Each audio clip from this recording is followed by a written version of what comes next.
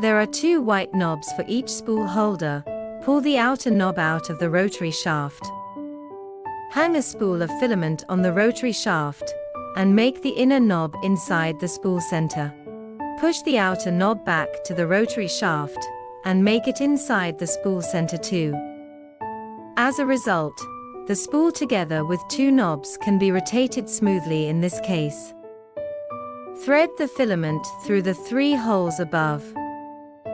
The left hole and right hole are fixed holes, while the middle hole is the filament detecting hole. The middle hole can detect if there is filament available during printing, so the 3D printer will alarm if there is no filament through the middle hole. Install the other 2 spools in the same way.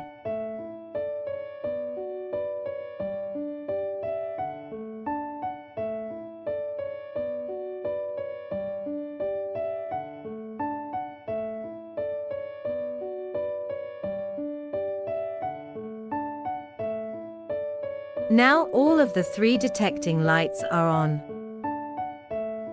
Press the button Home on the screen, then press the button Y. The Z-axis will move to the bottom right. In this case, we can insert the filaments more conveniently. Pull the filaments out to the bottom right. Insert the filaments into the filament tubes one by one.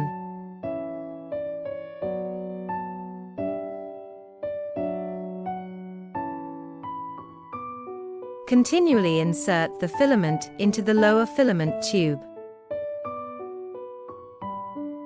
Press the spring a bit to help the filament through.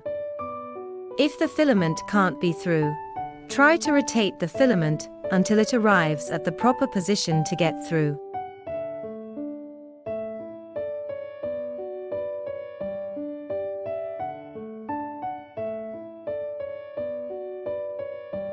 Stop inserting the filament when it arrives at the bottom of the screw nut below.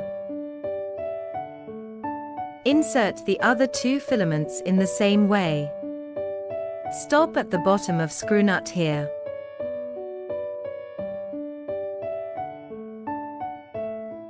Stop at the bottom of screw nut here. The filament installing has been completed, and now the 3D printer is ready to print something.